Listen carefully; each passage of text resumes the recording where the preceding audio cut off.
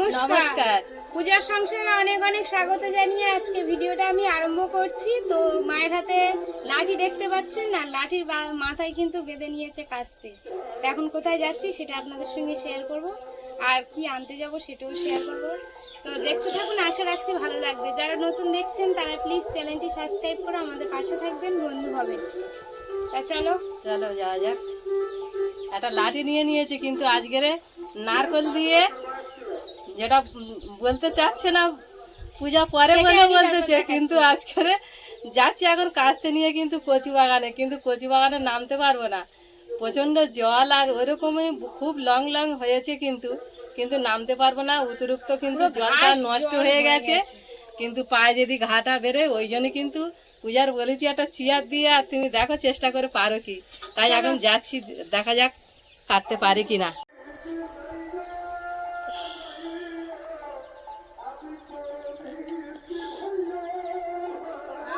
উঠে গেছি, আর এই যে লাঠির মাথায় কাস্তে বাঁধা, এখন ওপারে হচ্ছে প্রচুর কচু শাক। তো ওখান থেকে কিন্তু এই কাস্তে দিয়ে কাটবো, আর এই আরকুশি টাইপের করেছি, এটা দিয়ে টেনেছি।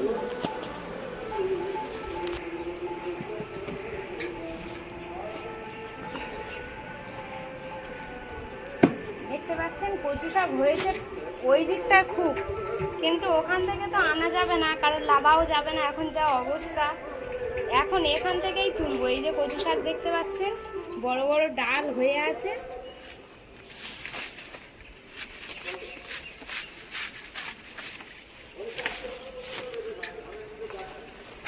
এই যে হয়েছে, তো এখান থেকে টেনে টেনে কেটে নিয়েছি।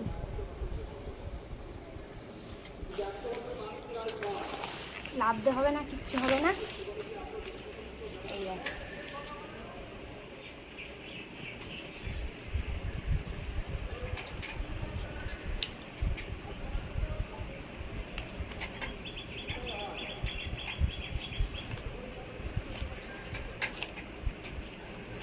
এই যে এইভাবে কেটে কেটে নেব। হেভি সিস্টেম করে কাটা হচ্ছে, তো লাভ নোংরা জায়গায় নামতে হবে না, উড়ন্ত তুমি ঠিক কেটে নিচ্ছ। এখান থেকেই কিন্তু এই যে কচু শাক, এই গোড়ায় কাস্তেটা বাঁধিয়ে দেবো, দিয়ে এইভাবে কেটে নেব।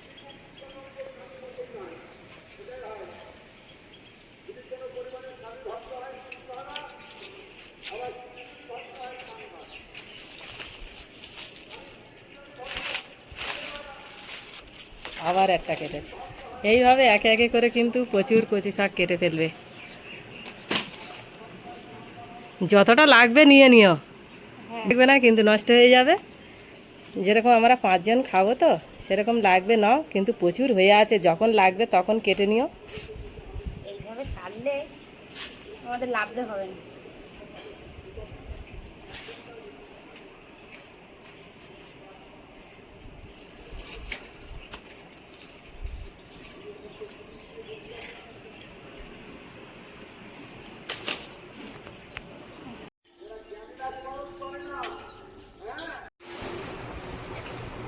একে একে কিন্তু প্রচুর কচুর ডাঁটা কেটে ফেলেছে। ওখানে যেতে হয়নি, না, প্রচুর ডাঁটা কেটেছি। দেখো,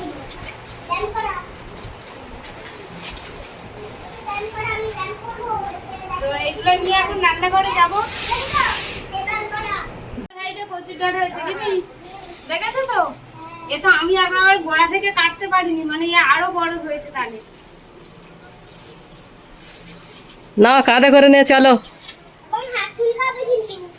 না না, এটা ছোলা কচুর ডাঁটা, হাত চুলকাবে না।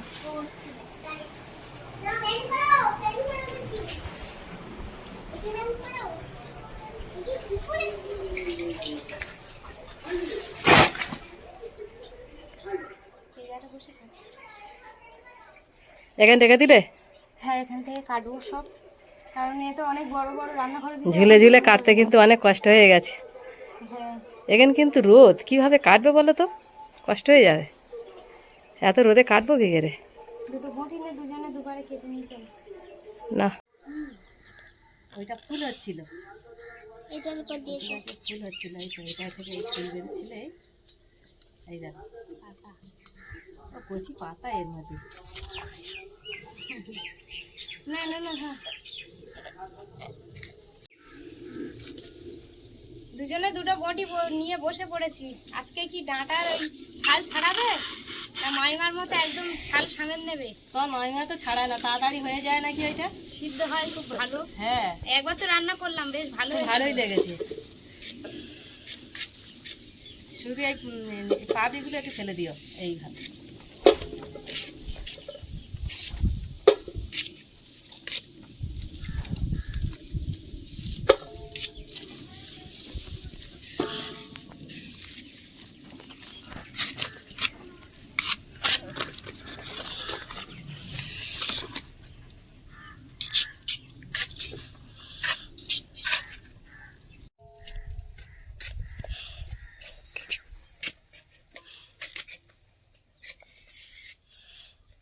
দিদুনাকে কেটে নিচ্ছে। প্রচুর ডাঁটাগুলো কিন্তু আজকে দারুণ। আর কত বড় বড় হয়েছে দেখো তো। যেরকম বড় হয়েছে সেরকম মোটা সুন্দর কিন্তু।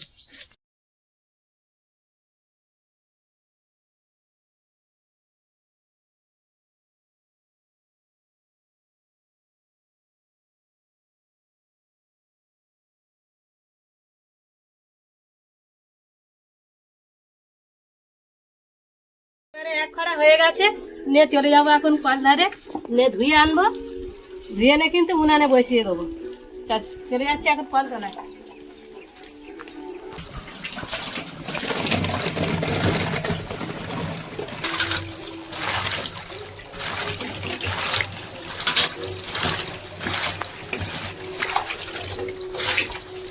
দুবার তিনবার করে ধুতে হবে। এই খড়া একবার ধুয়ে নিয়ে আবার ওই খড়া আবার আরেকবার ধুতে হবে।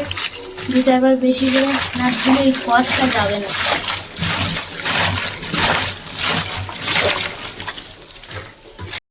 হয়ে গেছে।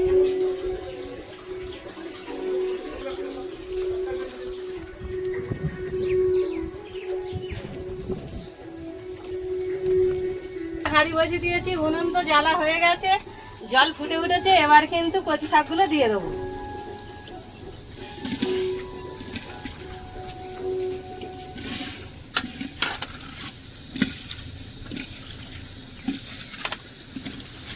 জল ফুটছে, সেই জলের মধ্যেই কিন্তু কচু শাক দেওয়া হচ্ছে এখন।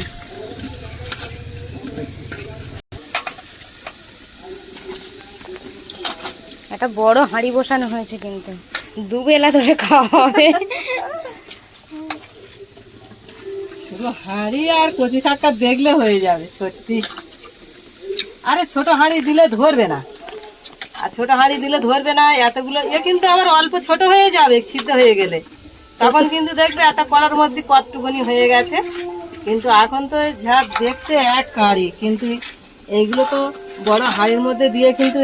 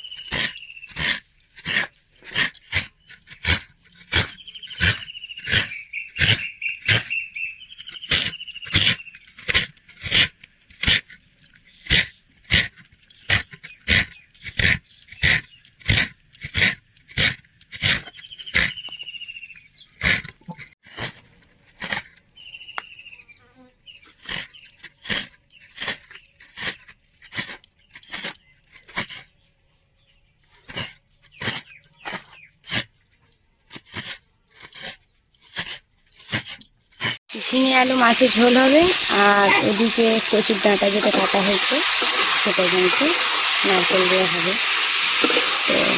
তো ঝিঙে আলু একসঙ্গে ভালো করে আমি কষিয়ে নিয়েছি। এবার কিন্তু জল দিয়ে দেবো। 5 ফোড়ন, শুকনো লঙ্কা, তেজপাতা তেলের উপরে দিয়ে দেবো।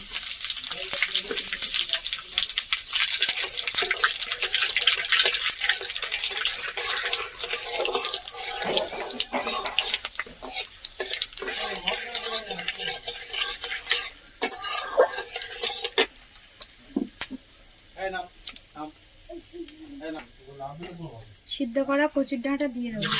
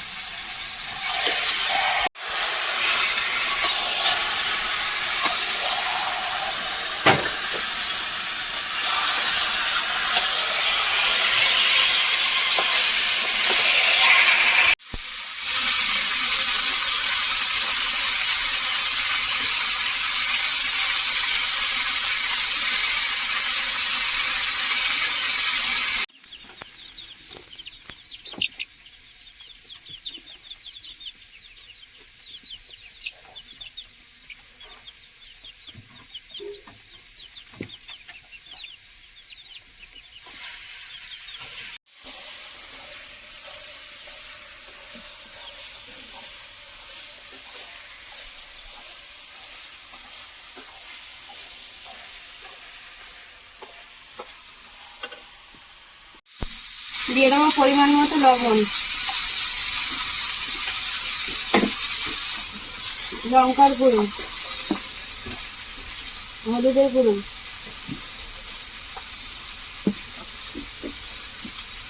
কড়ানো নারকেল,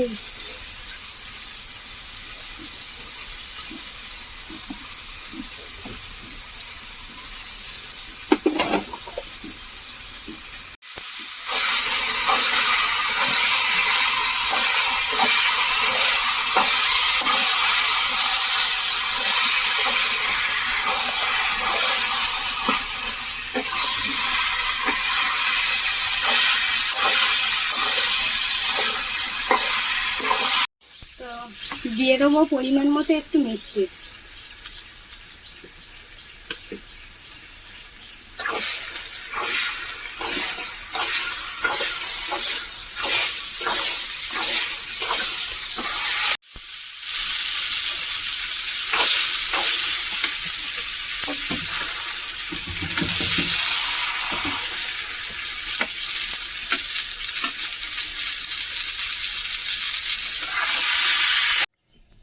এদিকে কচু শাক রান্না হয়ে গেছে, এবারে নিয়ে সবাইকে খেতে দেওয়া হবে।